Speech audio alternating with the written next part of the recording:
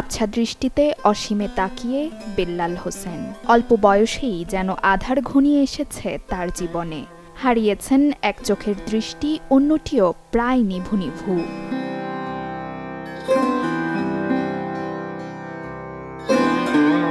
পেশায় একজন অটোরিকশা চালক ছিলেন ঝালকাঠির নলছিটি উপজেলার এই তরুণ। 18 জুলাই বরিশাল ইউনিভার্সিটির সামনে ছাত্রদের সাথে বৈষম্য বিরোধী আন্দোলনে যোগ দিয়েছিলেন তিনি। তখনই দুই চোখ সহ শরীরের বিভিন্ন অংশ গুলিবিদ্ধ হয় বেল্লালের। ছাত্ররা ডাক দিয়েছিল, তাই আমার মায়া লাগছিল। তারপরে আমি আমার অটো রাইখা তারপরে আমি আন্দোলনে নামি এবং সরাসরি পুলিশের গুলিতে আমার দুই চোখ হারাই এবং শরীরে গুলিবিদ্ধ হই।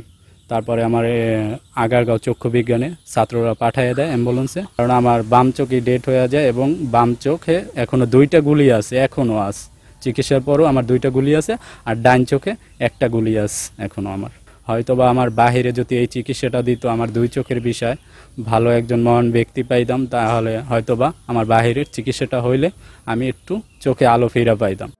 আহত হওয়ার 3 মাস পর কন্যা সন্তানের বাবা হন বেল্লাল, কিন্তু শিশু সন্তানটির মুখও ঠিকমতো দেখতে পারছেন না তিনি। এরই মধ্যে অন্ধ বলে শিশু সন্তান নিয়ে আলাদা হয়েছে তার স্ত্রী।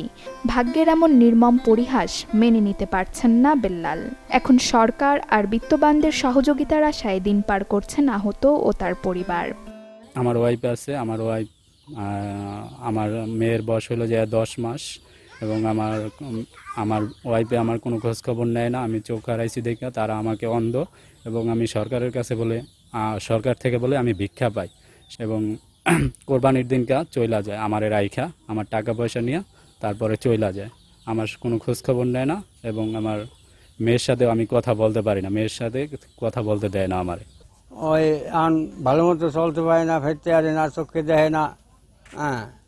একবার এখন সরকার যদি বেল্লালের পাশে খাড়ায় হলে তো ও একটু ভালো মতো চলতে পারতে। বেল্লালের চোখে গুলি লাগছে, তার বেল্লালের চিকিৎসার জন্য মেডিকেল নেছে, মেডিকেল নেওয়ার পর চিকিৎসা হয় না, টাকা পায় না, টাকার জন্য চিকিৎসা হয় না। বেল্লালের পাশে যদি একটু সরকার দাঁড়াইতো তাহলে চিকিৎসাটা ভালো হইতো। জেলা প্রশাসক জানান, সরকারের পক্ষ থেকে বৈষম্য বিরোধী আন্দোলনে আহতদের সব রকম সহযোগিতা দেয়া হচ্ছে। আহতদের মধ্যে যারা বেশি দরিদ্র বা যাদের বিভিন্ন প্রয়োজন আছে, আমরা আহতদের যে একটি টিম আছে তাদের মধ্যে যারা একটু নেতৃস্থানীয় আছে তাদেরকে বলেছি একটা তালিকা দিতে আমাদের কাছে। যদি প্রয়োজন হয় সেখানে আমরা তাদেরকে আর্থিক সহযোগিতা জেলা প্রশাসনের তরফ থেকে দিতে পারব। ঝালকাঠি জেলায় 10 জন শহীদ এবং 82 জন আহতদের তালিকা করেছে জেলা প্রশাসন। Desk report, channel 24।